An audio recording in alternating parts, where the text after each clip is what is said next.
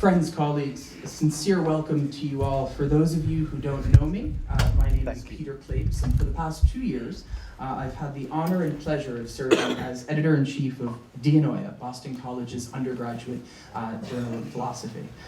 Following what has become an annual tradition, we mark today the publication of a new issue of our journal with a program that showcases the truly superb work that our colleagues from around the world have done. Before you hear from our authors, some of whom have traveled significant distances to be here with us today, I'd like to highlight some of the things that make Issue 6 of Dianoia unique. Issue 6 has been our most competitive issue yet. We received over 150 papers from all 6 inhabited continents and selected 6 stellar papers for publication. We were also tapped this year by the Cambridge Scholars Press to write a review of Argentine philosopher Julio Cabrera's newest book, Discomfort, Moral Impediment, The Human Situation, Radical Bioethics, and Procreation. I thank Miles Casey, our graduate advisor, for kindly offering a thought-provoking explication and review of Cabrera's work. Finally, for the first time ever, we've convened an external review board comprised this year of students from Brown, Boston University, and Concordia University. I would be remiss if I didn't thank those who made our publication possible.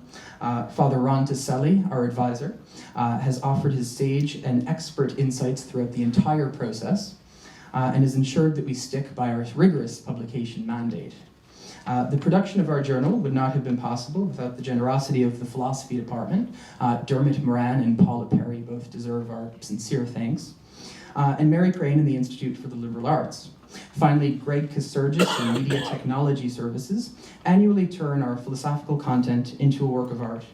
I'd be here till commencement thanking our many supporters, but a word of thanks to you, friends, colleagues, mentors, and family for standing by. Without further ado, I'd like to welcome our first author, Brendan Chambers, a current Boston College student, to the podium. He will present a précis of his paper, Phenomenological Reproduction in Thompson and Mailer's New Journalism. Welcome, Brendan.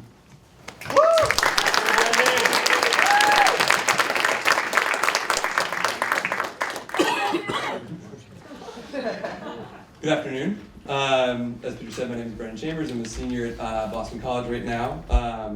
And today I'm going to be talking about my paper ended up forming the second chapter of my thesis, which I just recently published. My essay, Phenomenological Reproduction in Thompson and Mailer's New Journalism, focuses on exploring the phenomenological dimension of the subjective long-form reportage of Hunter S. Thompson and Norman Mailer, specifically in Thompson's Fear and Loathing in Las Vegas and in Mailer's Armies of the Night. Before I get into the meat of my argument, I first want to define a couple terms that I'll be using throughout my discussion. The first of these is the New Journalism. The New Journalism was first coined as a term by Tom Wolfe in his 1973 anthology of the same name. The anthology served both as a manifesto for this new journalism and a collection of examples of what he termed the new journalism. Wolfe described it as, quote, journalism that reads like a novel, citing elements such as scene-by-scene construction, extended dialogue, and a sort of semi-omniscient third-person narrator who would often either extrapolate or conjecture about the thoughts and feelings of other characters in the story that they were reporting on. However, in my essay, I wanted to turn from this sort of kind of facile description, what I saw as a facile description, from what distinguishes new journalism from traditional journalism, to the criticism of David Eason, who offers 2 countervailing subdivisions within the new journalism, which I find more critically useful and really more interesting. So in Eason's 1984 essay, The New Journalism in the Image World, two modes of organizing experience, he lays much of the groundwork for my argument in this essay. In it, he argues that the new journalism appears in response to the cultural fragmentation of America in the 1960s and 70s. As well, he proposes 2 subcategories that I referenced earlier, each representing a distinct approach to this development, to reporting this development. The first of these modes is ethnographic realism. This mode aims to enter a group, enter a subculture, outside of the mainstream and, quote, constitute the subculture as an object of display. In it, the writer and reader are joined under what's assumed to be a shared cultural framework by which they can evaluate the subculture and begin to understand it. In this way, the journalist places themselves in a more paternal or at least avuncular role, penetrating the reality of the subgroup and guiding the reader to it, explaining what's going on to the reader, and ultimately assuaging the reader's fears by comparing these seemingly new, frightening cultural developments to movements of the past. The cultural fracturing of the 60s and 70s often led to fears about the dissolution of American society. This sort of approach aimed to tie it into historical movements. For example, prime example, Tom Wolfe in his book Electric Kool-Aid Acid Test compares Ken Kesey and the Merry Pranksters, compares their antics to sort of the base human religious impulse, meaning, just saying, this isn't anything new, it's nothing to be scared about, this is what we've been done for thousands of years, look at every new religion that's come up. It's not anything to worry about. Cultural phenomenology, Eason's second mode, offers in many ways the opposite tack. As Masoud Zavarzadeh suggests in his book, The Mythopoeic Reality, in response to the rapid diversification and individualization of mainstream news media, readers became wary of any text which presented a singular, universal understanding of events. Cultural phenomenology, in response, rather than attempting to reconstitute the reality of its subject, instead focuses on reconstituting a reality, namely that of the author's experience. It equivocates on any absolute statements about the reality of one world, rather simply claiming epistemological authority only over the experience of the author, which are recorded and reported to the reader. This is exemplified by Norman Mailer and Hunter S. Thompson, as I will further delineate later in my talk. The final term that I would like to define before I get going is image world. This is, as Eason describes, quote, a realm which blurs the distinctions between fantasy and reality, one which challenges our traditional dichotomy between the image and the real, instead imagining, quote, a world in which image and reality are ecologically intertwined. In other words, the line which has traditionally separated the image and the real becomes less distinct as a result of the same dissemination of information that Zavarzadeh references. In practice, this means that this image world exists in our collective consciousness. It's formed and unified by widespread mass media consumption, and it has the power to shape our reality. Hunter S. Thompson sets his work, Fear and Loathing in Las Vegas, his first attempt at subjective long-form reportage, in one of the most illustrative examples of the influence of the image world, Las Vegas. The image of Las Vegas is in the collective consciousness, pure hedonism, in all forms really, sex, alcohol, drugs, gambling, is so strong as to influence the reality of the city. In other words, Las Vegas's image conforms to its reality as much as the reality conforms to the image. Our idea of Las Vegas as this place where it's all pleasure all the time, makes the city produce these things like casinos, widespread prostitution, etc. This is the ecological intertwining that Eason delineates in his conception of the image world. What better backdrop, therefore, could there be for exploring the possibilities of reconstituting experience and thereby the self in the image world?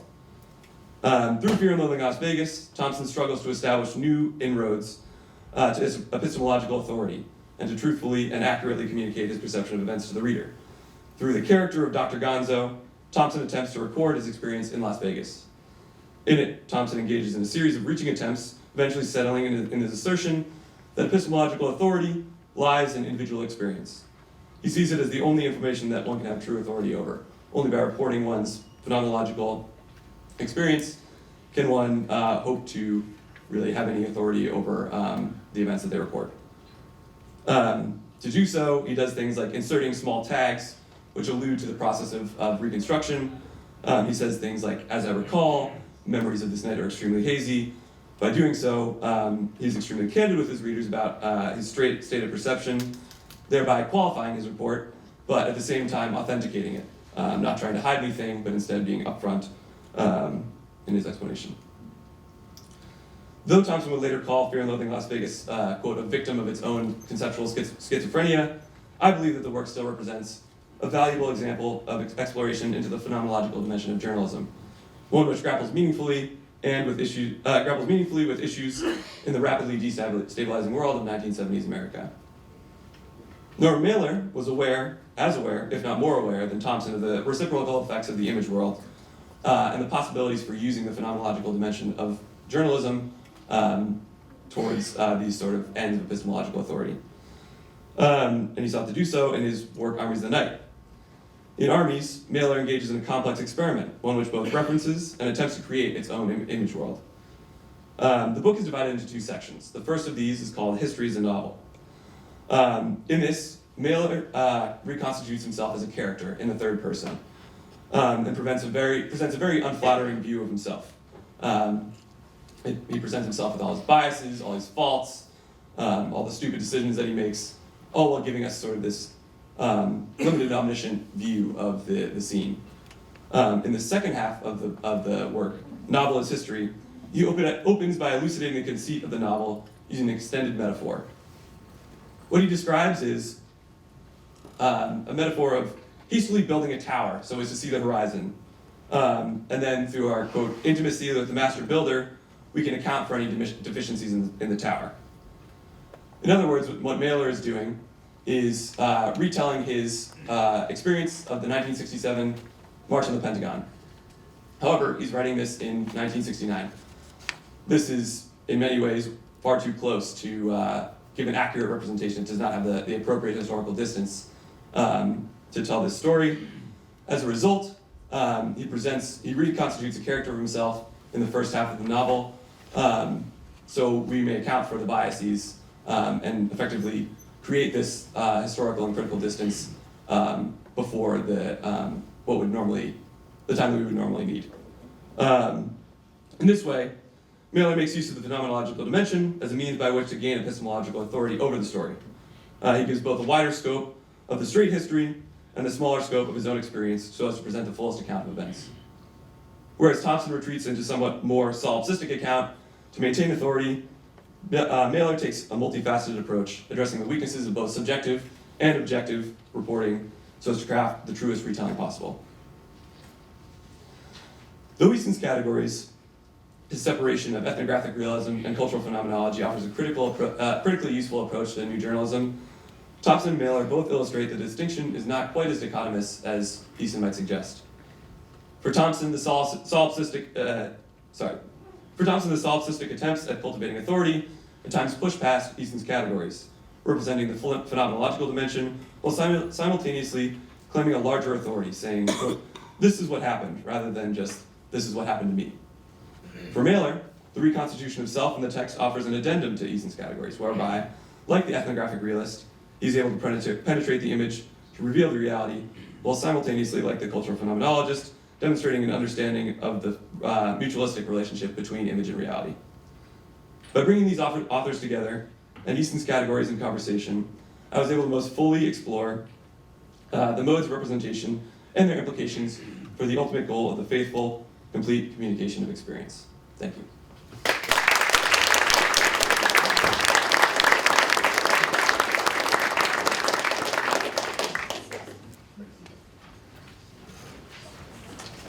Hello everyone, my name is Noah Valdez and I am the Senior Managing Editor for Dianoia. Since we don't have this room for too long, roughly 2 hours, we ask that you hold your questions for the end. We're going to be having a reception in the Stokes South Commons, so feel free to ask as many questions as you would like then.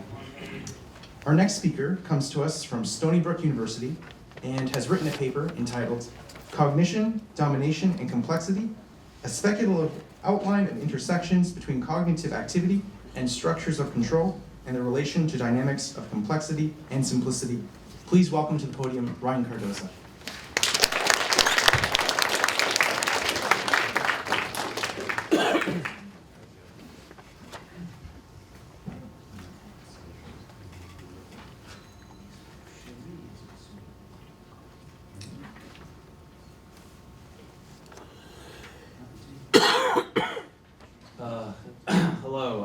Thank you for having me. This is really cool.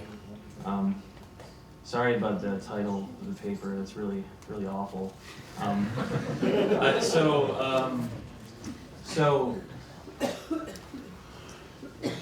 Rather than going through the details of the paper, I want to talk about three things mainly that I think kind of guided it and are sort of like central to what it's talking about. The three things are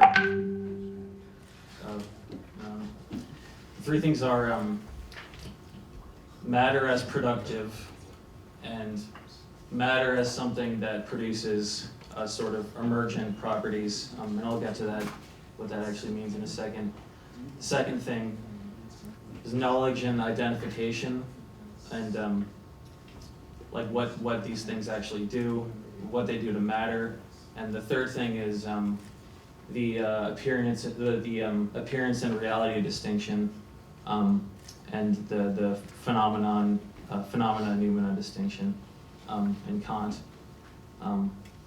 So I think to start, I was actually before I wrote this, I was reading this book. I guess it's kind of like a philosophy of science book called Collapse of Chaos, and it talks about chaos theory and complexity theory, and it sort of it gives a lot of examples too, but it sort of reduces them to these sort of conceptual like roots, I guess.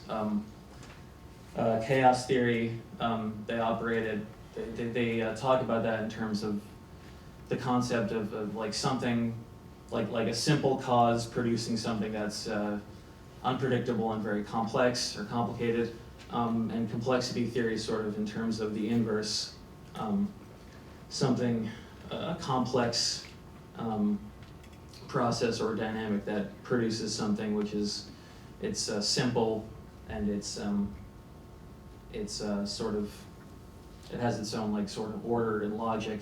Some of the examples they talk about, like with chaos theory, there's the famous like Mandelbrot said, it's if you haven't seen it, it's like this fractal geometric picture, and it's self-similar, and you can sort of close up to it forever. It has a very fine, like complicated structure, and this is it comes out of like a very simple sort of set of like rules and procedures that you can follow to like make it on a computer.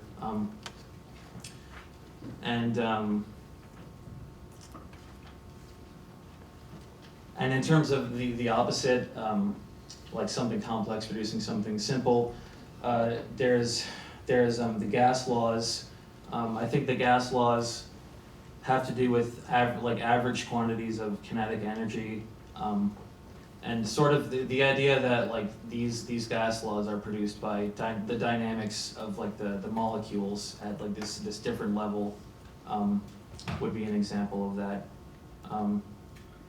So yeah, reading this, it kind of made me think of not only productive matter, but matter as something, it can have sort of these disparate levels that are still like internally connected. It can produce these things, it can produce levels that aren't reducible, to what produced them, I guess. And I thought of the idea in the paper is kind of like that. Things like cognition, thinking, concepts are sort of these higher order, I guess, emergent properties of matter, of materiality, maybe of the brain. Unfortunately, the paper doesn't make a distinction between complex and complicated, because there is a difference, but it's not relevant right now. So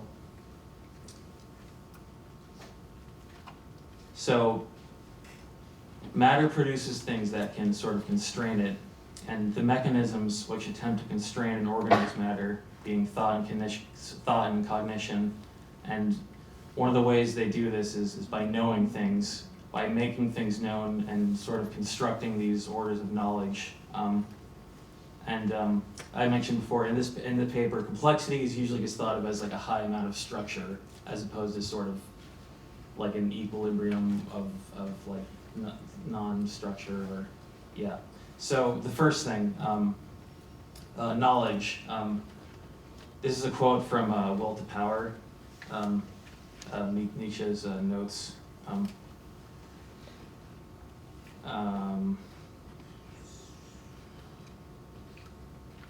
Life is founded upon the premise of a belief in enduring and regularly recurring things.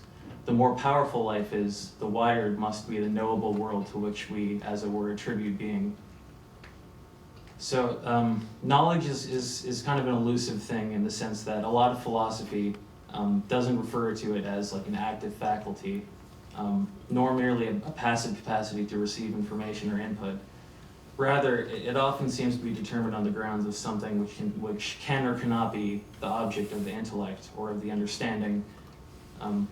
For example, if something can be grasped by the intellect, it can be said to be an object of knowledge. Or in terms of its negative correlate, certain things are deemed to be deceptive in terms of knowledge. This is also to say that the aforementioned things are not adequate objects of knowledge on the grounds that they deceive us. This is, of course, like in Plato, appearances alone aren't enough to be sort of, they're too variant to be objects of knowledge. They're participating in this invariance, this universal.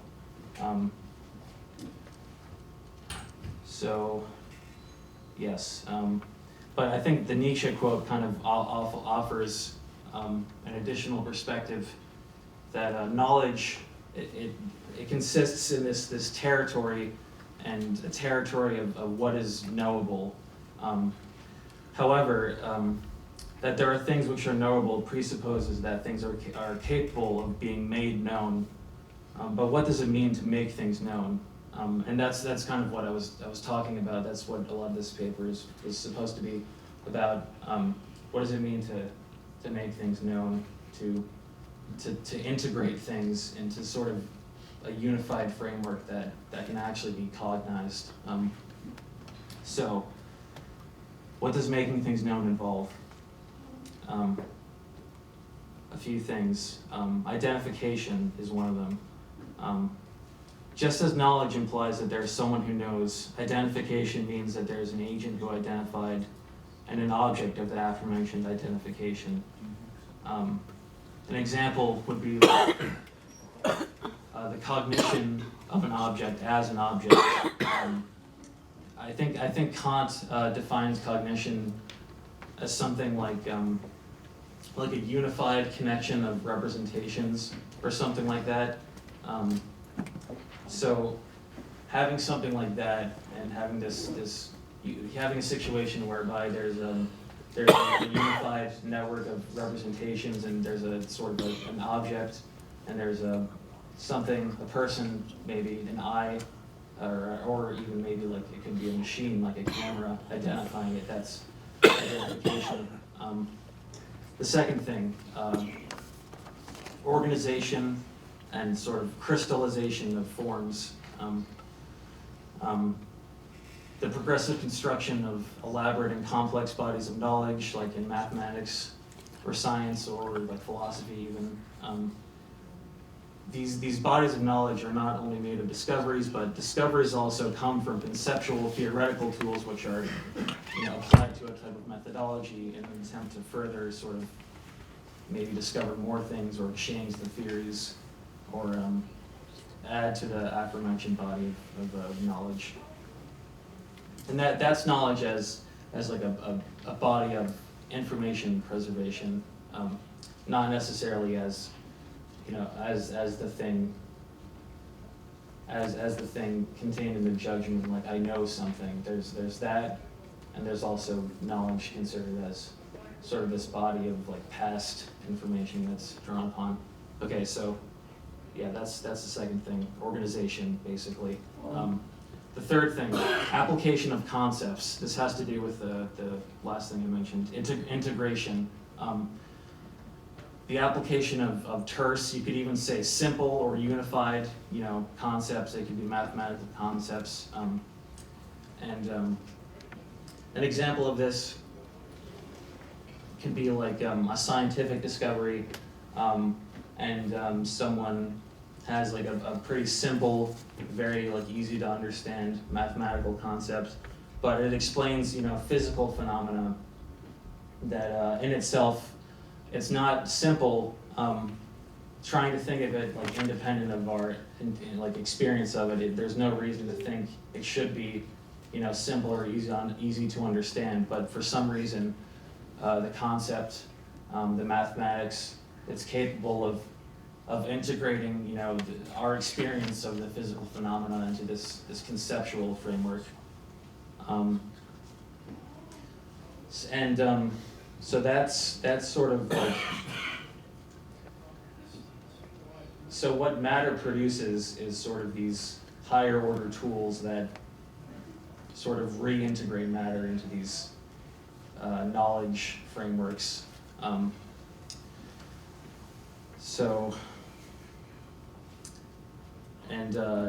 The third thing I wanted to talk about, I know that wasn't that much, but appearance and reality. The reason this is related to the stuff about knowledge is because I think one of the things that sort of knowledge does, I guess, or conceptualization does, is you end up partitioning things. You end up sort of selecting out what can't be known, what isn't talked about, and the phenomena-noumena distinction, I think, is sort of this possibly, it depends on how you look at it, but possibly like a more like fundamental sort of instance of partitioning, because I mean it is a partition. It's a distinction between things, but it has a different status than sort of, I think it has a different status than these like typical conceptual partitions. And I think in the paper, one of the things I was kind of thinking of, but maybe I didn't express it well enough, is that the reason knowledge operates by partitions, the reason identification is like an implicit, it's a partition. You partition out sort of the outside, the noumenal world. It comes from this sort of distinction. So, but why would that be the case? Well, you can talk about the phenomenon-noumena distinction as a concept or as an idea of reason, and that's controversial. I mean, because Kant talks about it as a concept, but as like this empty concept that doesn't have an object, it just serves to limit sensibility, and I wanted to read a quote from Critique of Pure Reason about the concept of noumena. And even if you consider it as a concept, that is also like kind of strange, and that also might be like an instance of like, even if this is a primary like partition at like a more fundamental ontological level, like if it's still reintegrated into like a concept, that's pretty that would be kind of strange. But anyway, so this is from Critique of Pure Reason. Nevertheless, the concept of a noumenon, taken merely problematically, remains not only admissible, but even unavoidable as a concept setting limits to sensibility. But in that case, it is not a special intelligible object for our understanding. Rather, an understanding to which it would belong is itself a problem. That, namely, cognizing its object not discursively through categories, but intuitively in a non-sensible intuition, the possibility of which we cannot in the least represent. Now, in this way, our understanding acquires a negative expansion. It is not limited by sensibility, but rather limits it by calling things in themselves noumena, but it also immediately sets boundaries for itself. not cognizing these things through categories, hence merely thinking them under the name of an unknown something. So that's like the concept. It's like serves as this delimitation type of mechanism.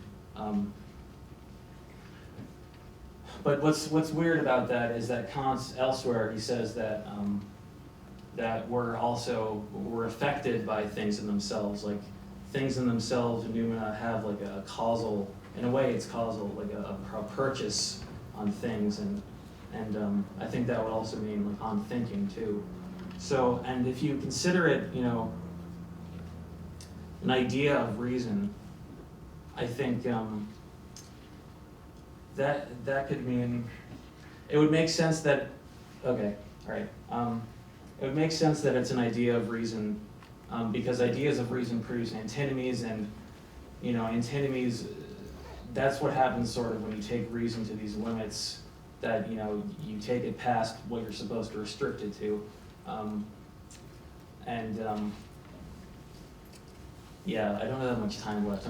Yeah, sorry, but the reason I think the appearance-reality distinction is important is basically because it could be, you know, the source of this partitioning tendency, and also I think it presents kind of a big crisis for human knowledge, because if we are determined by you know, noumena, but we can't know noumena, that means we're determined by things we can't know, and that, you know, what's outside is actually sort of on the inside, and you know, close together yet disparate, sort of like the levels of matter. But yeah, thank you. That's it.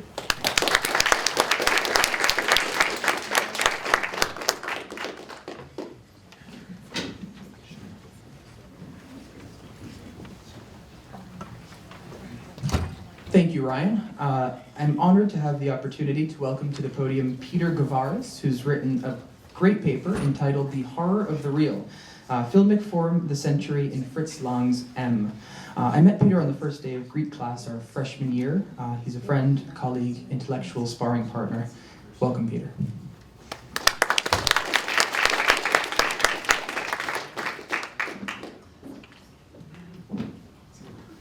Hi. So quickly, before speaking on my paper, I just want to take a moment to thank all the editors here who are having the symposium and who have taken the time and, you know, put in the commitment and hard work to bringing this this journal into being. There aren't many like it in the world, and I'm thankful to be at a school that's been publishing one for a number of years now. As Peter alluded to, my paper is entitled The Horror of the Real, Filmic Form, the Century in Fritz Lang's M. The impetus for this paper came about when reading Alain Badiou's The Century, which retrospectively looks at the 20th century and considers the century's aesthetic ideals and violent tendencies. Towards the end of the work, Badiou comes to the conclusion that the art of the century inscribed itself paradigmatically between dance and cinema. And this essay represents my attempt to make sense of this statement and Badiou's overarching theoretical arguments, focusing specifically on the cinema. As for what differentiates film, I argue that it's the inherent contradictions at the heart of the form. Film is wholly artificial, an illusion of movement created by unrelentingly flashing 24 still frames per second in front of us. On the other hand, cinema gets off on its potential for realism and representing the real, a reality which the cinema proposes to restore, as the great critic André Bazin once put it. In my paper, I argue that the camera automatically endows its subject with a distinct ontology, separate from that of reality. I explain this by referring to an early Lumiere brothers film from 1896, The Arrival of a Train. The film consists of one single shot of a train arriving at a station and people getting on and off, and the camera remains static the entire time. It's token realism without actors or plot, and yet the frame inherently and automatically separates film from reality. The filmmaker's subjectivity is made manifest in an unquantifiable number of ways: shot angle, shot length, exposure, the crop, and many more. All these factors contribute to the creation of a unique shot that could never be replicated. Therefore, every shot is at once finite and infinite. Finite because it's simply a selected image punched out of the expanse of reality, and infinite because its evident finitude implicitly points to the infinite from which it has been pulled. Every shot is utterly unique and cannot be replicated perfectly, Yet a shot's subjective artificial construction is ultimately what allows for said uniqueness. Badiou explains earlier in the century that the torment of contemporary art is that, in the face of the infinite, is that it is situated at the crossroads between a romantic pathos on one hand and a nihilistic iconoclasm on the other. A knowing admission that the real can never truly be represented, and an oppositional desire to convey it anyway. This brought me to German expressionist film and Fritz Lang's M, one of my favorites from the era. For those who haven't seen it, M was released between world wars in 1931, and it investigates a burgeoning totalitarianism as the citizens of Berlin hunt down and put on trial a serial murderer played by Peter Lorre. Its place in history makes it an artifact of the century, a work of self-diagnosis that provides insight as to how the century thought itself. M's nihilistic iconoclasm can be observed in the way its construction is hyper-stylized and self-consciously artificial, utilizing elaborate sets and strange camera angles to create a distinct world that often and purposefully does not resemble our own. At the same time, the film hinges on a moment of profound romantic pathos. The famous ending, where Peter Lorre's murderer shrieks and pleads for his life in front of the court, represents an attempt to make manifest the real. Lang is blatantly attempting to move us through Lorre's emotional performance. It's a sincere moment that wouldn't work if it wasn't attempting to convey a real, straightforward emotionality. My paper also looks to the ways in which the narrative of M comes to explore the political theory present in Badiou's work. He argues that it's the striving for the infinite, the Lacanian real, which accounts for not only the art of the century, but also its violence and war. The century, he argues, is plagued by an idealism that the gap between semblance and real can be transcended. Evidently, creation of art and creation of a society are not so different to Badiou. The film's narrative comes to explore his notion that the century prevails a belief that the good war will put an end to the bad war, an exclusionary politics that only seeks to preserve itself. I argue in the essay that this passion for the real is not manifested in Becker's compulsive kills, but rather in the citizen's desire to, quote, put him out of commission, as one character states. Peter Lorre is made other when the citizens slap the titular letter M onto his back and identify him as the murderer they've been looking for. The irony being that it's the citizens of the city who end up as barbaric as the man they hope to kill. To them, a lone killer cannot have an ideology or any sort of interiority, whereby a group of like-minded residents must be justified in their thinking, since they exist as a collective. Badiou confirms this very suspicion when he writes, "Politics, when it exists, grounds its own principle regarding the real, and is thus in need of nothing save itself." The aesthetics of the century are therefore linked to its violence, in that both subsist on a similar idealistic principle, a utopic outlook that comes at a cost. Badiou privileges the art of subtraction in the book, exemplified by his lengthy discussions on modernist art, like Malevich's White on White, that he believes renders its own medium inoperative, so to arrive closer to a representation of the real. He ignores, for the most part, art with an interiority, as I've argued with M. Even so, M proved to be the perfect film from which to comment on Badiou's theory, since it functions as a work that holds both ideals at once. The study of surfaces and knowing cinematic artifice that hinges on sympathy for its characters. Surely the extent of the film's self-consciousness cannot compare to that of a Malevich or a Duchamp. But even so, its expressionistic aesthetics, thematic interests, and even its place within history between both world wars, ultimately expound upon and enrich in the theory of the century and the contradictions at the heart of the filmic medium. Thank you.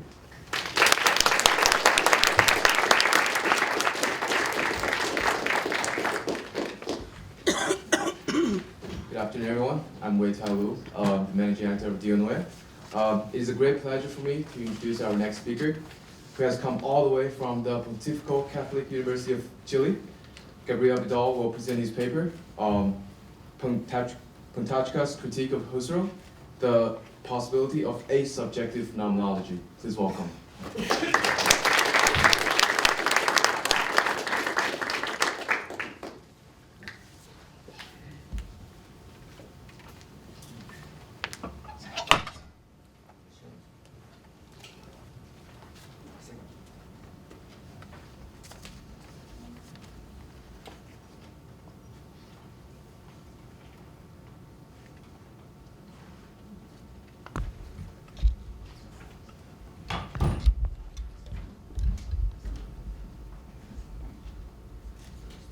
data.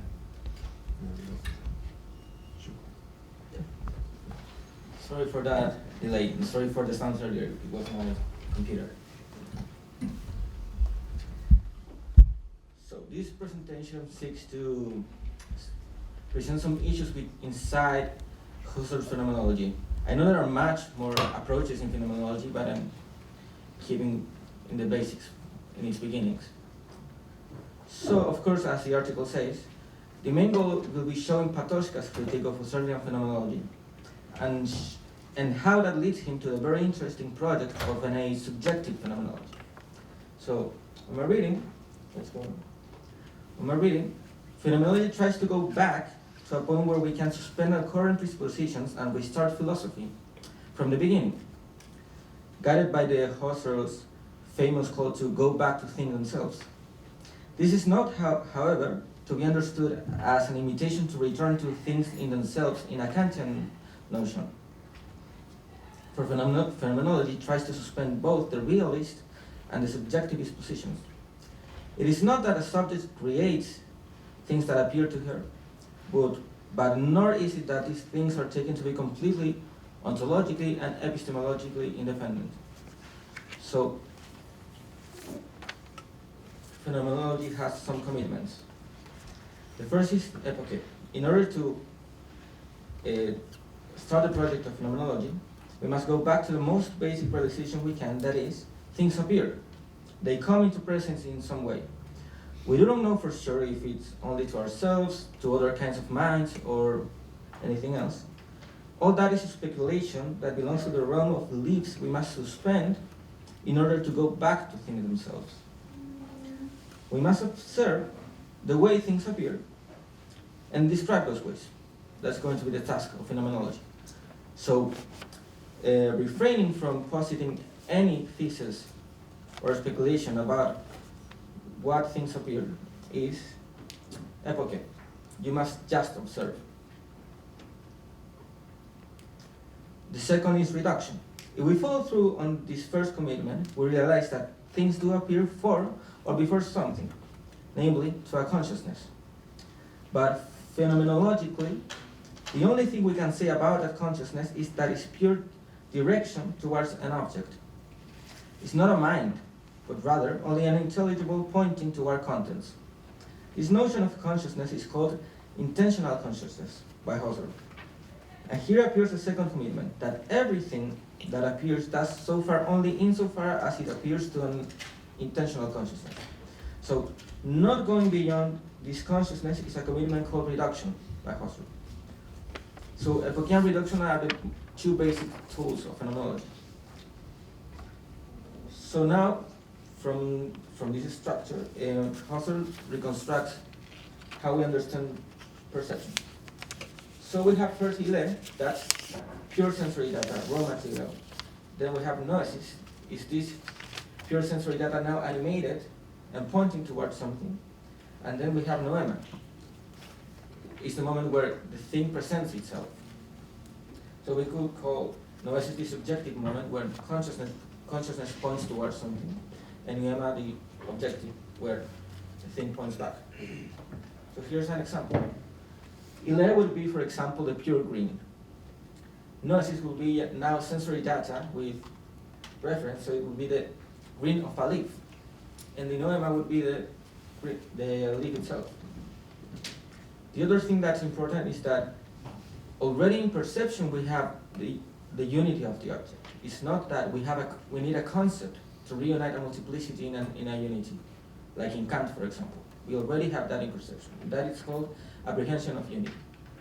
So, for example, if we have a lot of perspectives, we know already that those refers to the same object. So, for example, in this classic heuristic image of the elephant, they are all wrong because they are not using the apprehension of unity. Here we have, for example, cases that have they are very fragmented, but they still have apprehension of unity. We can see an unique object. So the other thing is that Husserl, to not restart the realist position, has to make an account of externality and internality without restarting the things in themselves. So in this scheme, what assures the externality of perceptions is whether or not they are given adequately or inadequately. What this means? If something is given adequately, then it is completely accessible to the subject in all its perspectives. This means that it's part of the subject's own private stream of experiences, and so it's internal. If the thing is given inadequately, if we cannot ever collect or recollect all of its perspectives, then this means the thing that appears somehow transcends us, and it's not merely a part of our immediate, accessible, private stream of experiences. However, because we are operating under the principle of reduction, we are not claiming and affirming the externality of the thing that appears that its existence is independent of us. The externality at issue here does not go beyond consciousness. In Husserl's famous lemma, is a transcendence inside immanence. So here it comes Patočka's critique. So according to Patočka, Husserl's account of perception betrays its own structure and commitments. Husserl says that externality of the thing is assured by its inadequate giveness. However, the apprehension of unity does not correspond to any inadequate or empirical data whatsoever. Rather, it is just a process that unites or reunites data into a unity. As such, this process appears as being an act of the subject, an adequate experience, with no externality whatsoever. He applies the same critique to what happens with noesis. It doesn't contain any empirical data. It's just an act that animates Hile and makes it point towards something. So how can these two processes that have no externality themselves guarantee the externality of everything they produce? According to Patočka, they do not and cannot.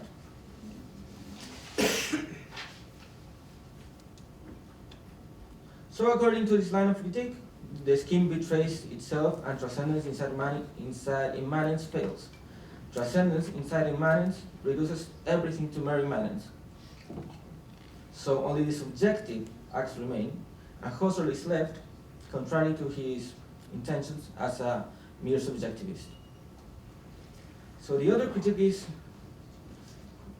which is the more fundamental, is the origin of these mistakes according to Patočka, which is reduction. It's important to know that for him the commitment to epoche does not imply a commitment to reduction. Actually, according to Patočka, reduction is one more speculative thesis that epoche requires us to suspend. It is reduction that traps us in consciousness, leaving us imprisoned in the subjective space. So now Patočka gives us his own positive account of perception.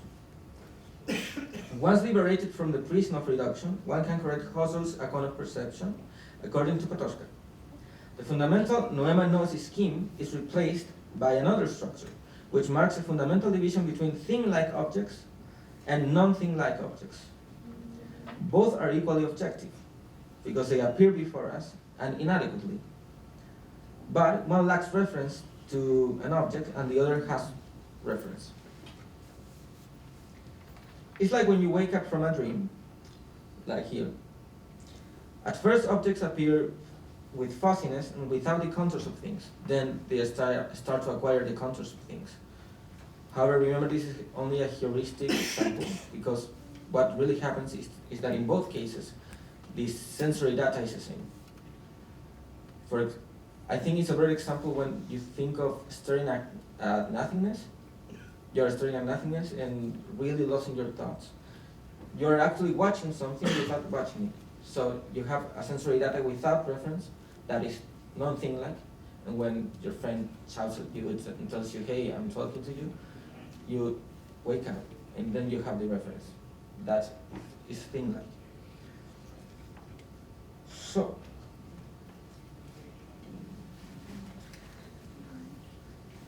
this structure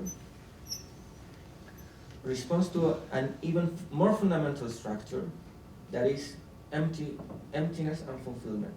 So, according to Patočka, anything in the world responds to this structure. Every time an empty signification happens, like for example in a non-thing like representation, it is required a fulfillment of this empty signification. The structure of emptiness and fulfillment. So this structure points towards something that there is a more fundamental a priori of appearances, and this is a horizon of world. This process would not be possible, the one of emptiness and fulfillment, if there was not an autonomous a priori world, a horizon of meaning already there. For an object to become thing-like, it's not necessarily an act of this object. The thing-like character is just given, it appears. This gives evidence of an a priori horizon that is autonomous. This horizon, however, is neither objective nor subjective. It is asubjective, because it contains the possibility of objectiveness and the subjective within it. So this is how Patočka's epoche void of reduction becomes an asubjective phenomenology, one focused on exploring this world horizon. So this is it. Thank you.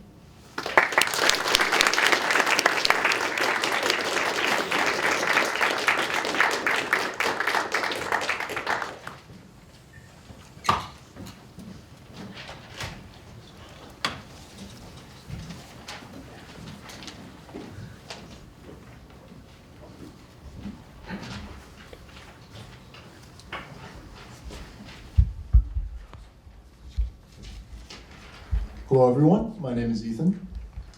I would like to welcome to all of you Maxwell Wade from Rutgers University, presenting his paper Walter Benjamin's Über den Begriff der Geschichte in the Marxist Tradition.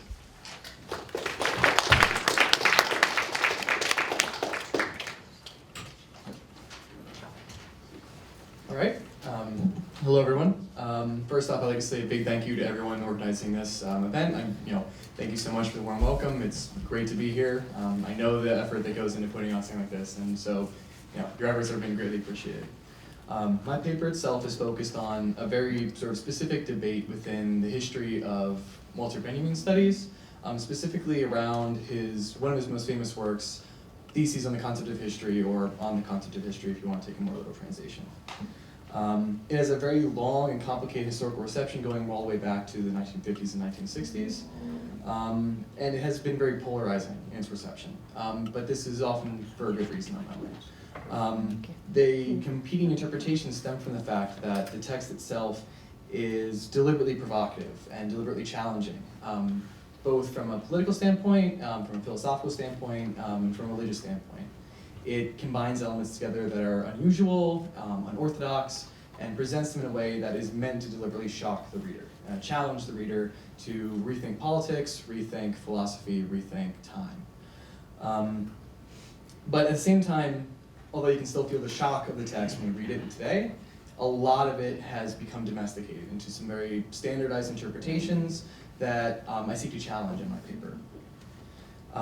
Specifically, the way in which I feel it has become domesticated is that On the Concept of History, Benjamin's text has sort of been taken as this representation of a final break with Marxist politics and Benjamin's thought.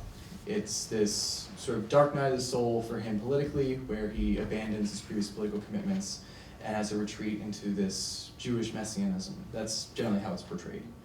And I think it's helpful to sort of return to the origin of the debates around this text and examine how these positions formed and how the sort of dominant interpretations become common.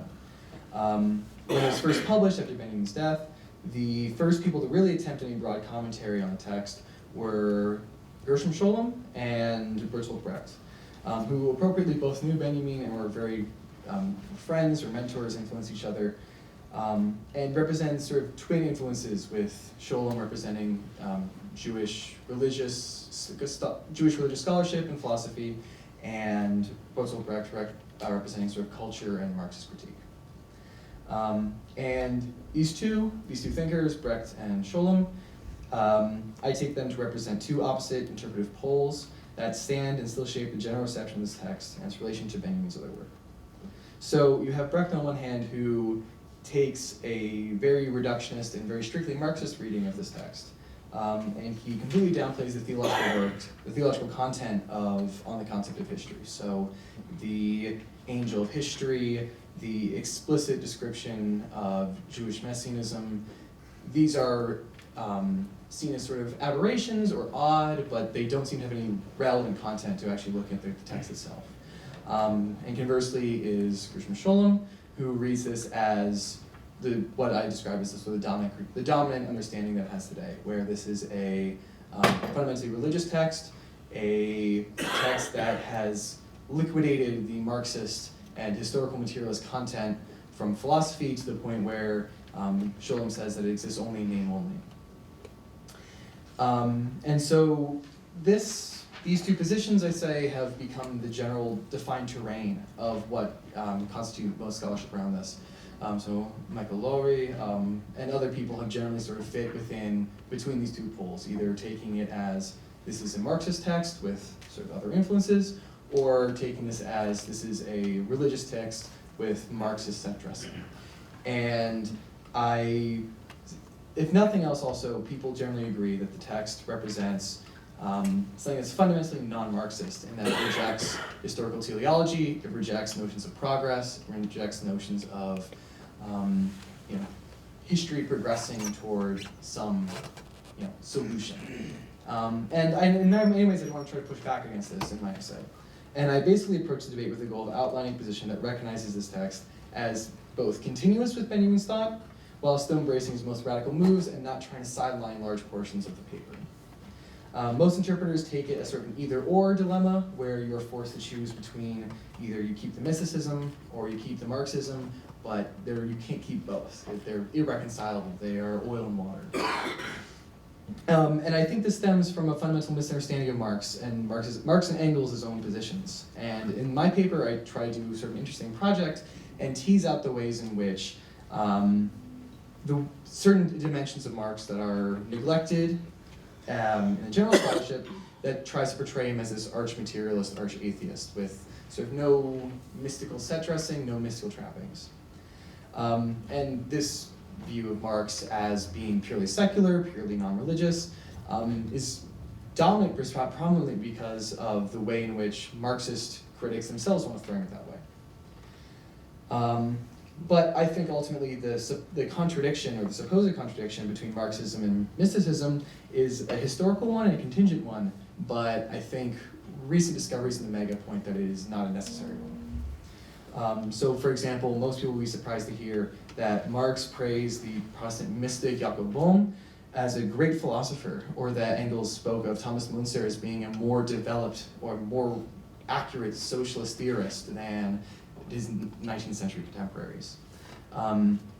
With contemporary readers of the second edition of the Mega, you have people who are recognizing dimensions of Marx that have been previously either ignored or maligned or just weren't even able to be really made sense of by the sort of dominant Leninist interpretations. But even people in Benjamin's contemporary, such as Ernst Bloch, recognized that there was a lineage that Marx was emerging out of, and a fundamentally religious lineage, stretching back to medieval mystics like Joachim of Fiore or Meister Eckhart. The late Marx scholar Cyril Smith even went so far as to describe Marx as having a, quote, hermetic lineage that was inextricably tied to the origins of Western esotericism. And so that is the one aspect of my paper that I want to explore, where it's this hidden dimension of Marx that is mystical, that is tied in with this, and that Marx actually sees himself as in a kind of communion with these thinkers.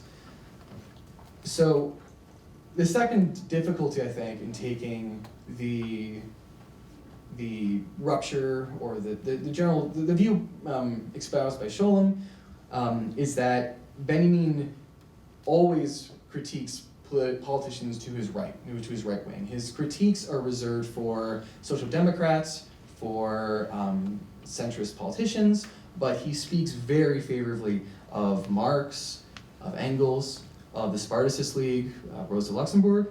So he says that these people, Marx and the Spartacists, have a much more appropriate view of history, class struggle, and so on. He does not make this break from Marx that would be clearly seen. Instead, most of his critique is for people to Marx's political right, or to the communist political right. So as far as just a basic thing within the text, it's difficult in my mind to support that reading. At least internally, Benjamin sees himself as recovering an emancipatory core of Marx and Marxism that was lost in his contemporary time and sort of diluted by social democrats who were either being too reconciliatory or too retreating into practical politics. And I think one ought to read these theses as reflecting that in an attempt to recover an emancipatory core. Benjamin is critiquing dominant strands of Marxism within his time, but it's a critique from within the tradition itself. It's an internal critique. It's a call to return to one's roots, a sort of Marxist atavism. And he is introducing new elements precisely to sort of get things back on track, it seems. And so likewise, I think it's interesting to juxtapose Benjamin and Marx in my paper and look at the ways in which Benjamin attempts to formulate a sort of non-teleological Marxism, and look at the ways that Marx himself expresses views that seem to run counter to the dominant understanding that presents itself as Marxist. The basic framework in something like the Manifesto, where it goes from feudalism to capitalism to communism in this deterministic structure, there are actually interesting passages in Marx that seem to point to Marx thinking otherwise. For example, in his famous letters to Vera Zasulich, a Russian revolutionary, he expresses a surprising optimism that the Russian peasant communes can be a source of, quote, social regeneration in Russia that sidesteps capitalist development. And perhaps even more fascinating are recent discoveries in the Mega that have uncovered a wealth of anthropological notebooks, where Marx is interested in things as broad from Sanskrit linguistics to Australian Aboriginal social structure. Marx is a notorious polymath, interested in everything from calculus to journalism, but what's interesting especially about these ethnographical notebooks is that he sees pre-capitalist societies as containing lessons to be learned, as having positive influence, as even possibly shaping the direction of social development in these places. Marx was certainly hoping that the United States would gravitate much more toward the Iroquois Confederacy than European capitalism. And so the importance in my mind of bringing up these points is the ways in which it causes us to challenge prevailing notions of both Marx and prevailing notions of what does and does not count as sufficiently Marxist in whatever the political canon of that's supposed to mean. I think it is genuinely possible for there to be a space within Marxism for a non-teleological view of history, a class struggle that's oriented toward redeeming the past, as Benjamin speaks about it, an attempt to radically transform the way we think of history, which in my mind I think is actually originally a Marxist point, and possibly even a space for Jewish and Christian mysticism within Marxist philosophy. My goal is to point out the ways in which Benjamin is engaged in sort of Marxist returning to his roots and examining what Marxism actually means for him. This is not a break, but a self-reflective moment. So, I think in speaking about this notion of tradition, of receiving tradition, uncovering tradition, this is not an attempt in my paper to sort of paper over the radical moves that Benjamin makes, and if anything, I aim to try to preserve the really difficult and challenging things on the concept of history.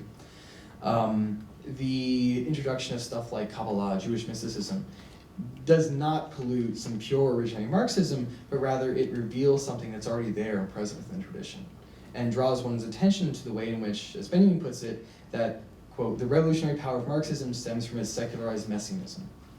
The introduction of these new elements help us in the present rethink what is old, reconsider what has already been sort of presented to us as a given, and reconsider the set of fundamental assumptions that we take for granted as sort of this historically received process. And ultimately, to end on a very Benjaminian note, I think it's quite fitting that I'm presenting on this right now during International Workers' Day, because holidays themselves serve as moments of remembrance, of communion with the past, of a way in which the people in the present are struggling with the weight of the past on their shoulders, but not in the sense of they are burdened by it, but rather they are speaking with the past in the present moment. Benjamin tries to draw our attention to the ways in which the past is not dead, but immediately present to us, and that there is a reciprocal relation between the past and the present. We are not just the inheritors of the past, but its redeemers. And as he puts it, we are tasked with the difficult challenge of bringing history as we know it to a standstill and making the leap into the open air of history. And so, in the same way that Marx speaks about communism as the beginning of human history in earnest, Benjamin tasked us with not an escape from history, but a setting of it right. All right, thank you.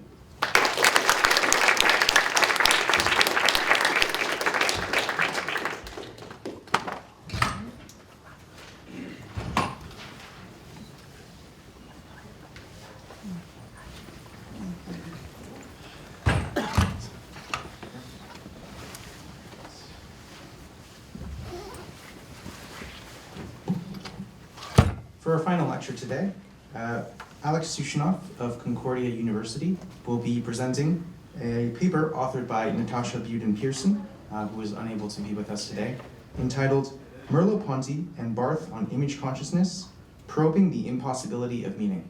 I'd like to welcome to the podium Alex Sushanoff.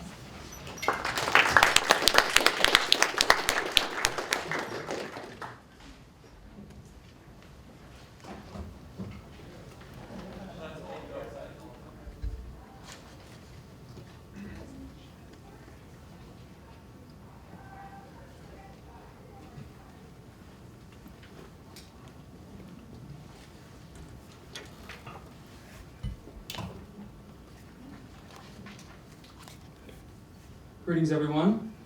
My name is Alex, as Noah has just told you, and I come from Concordia University, Montreal, not to be confused with one of the 7 Concordia universities here in the United States.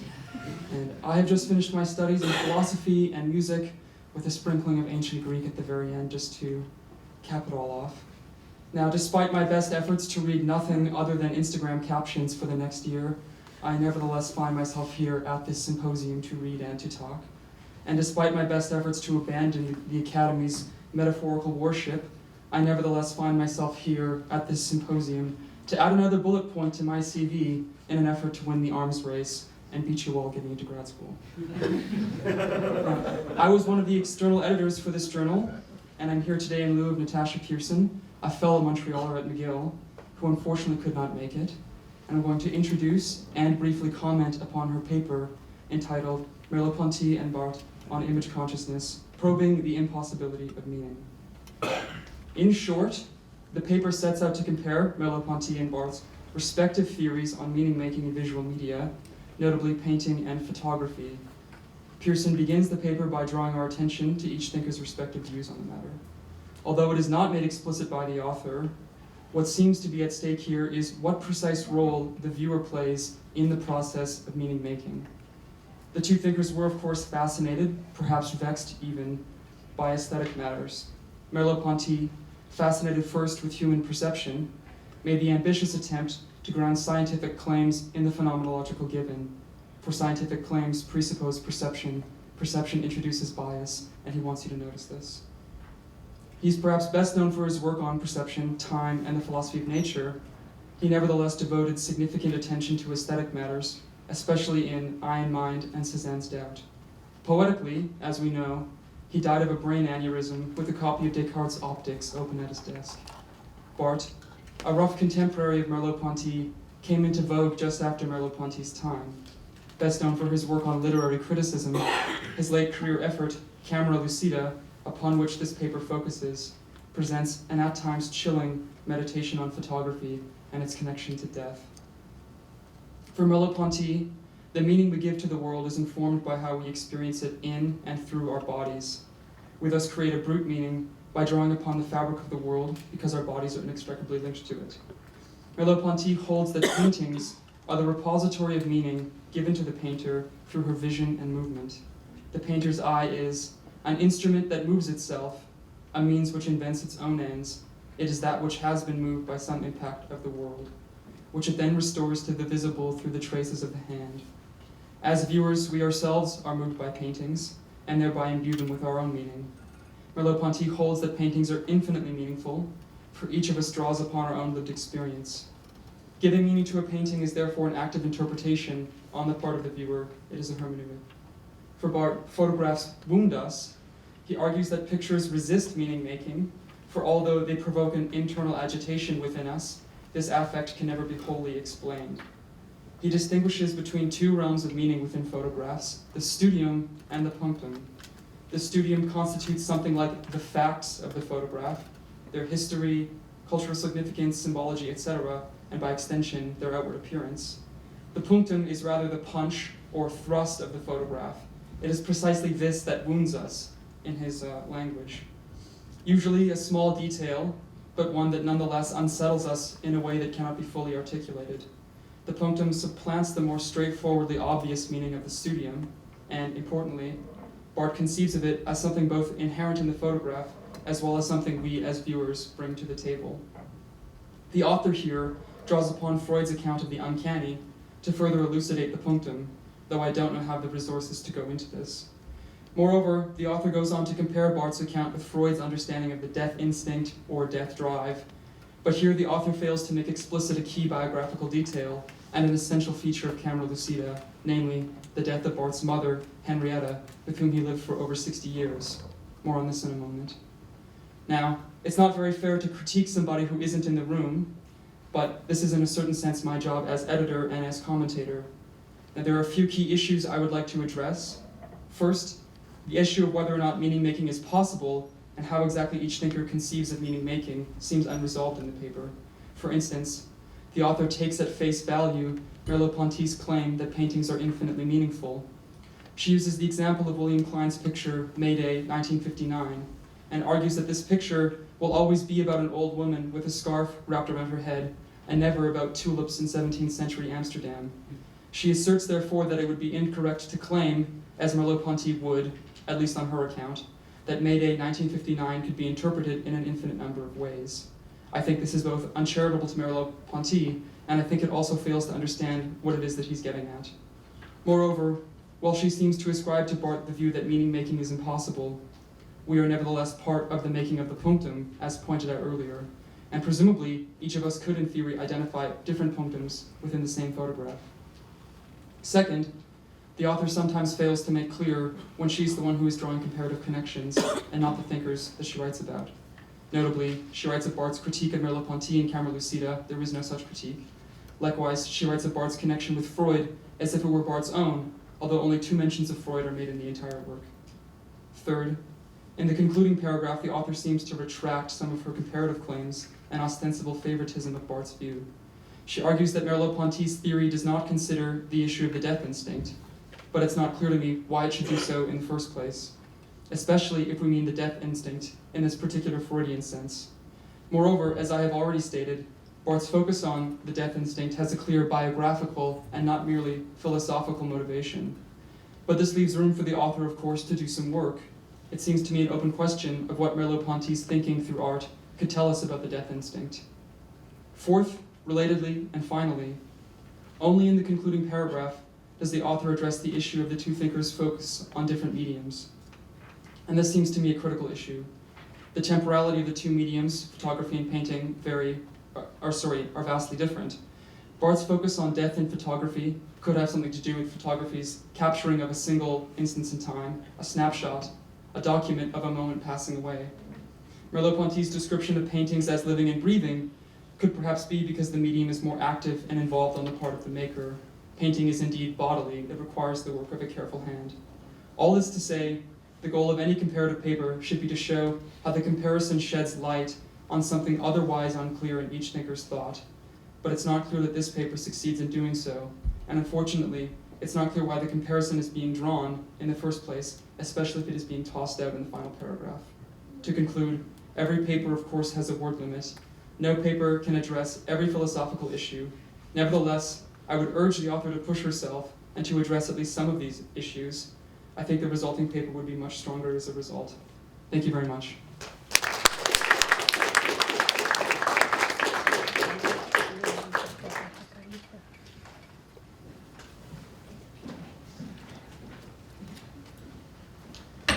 Thank you, Alex, and thank you all for being here. I hope you'll join us next door in the Stokes Commons for a bite to eat. Thank you again.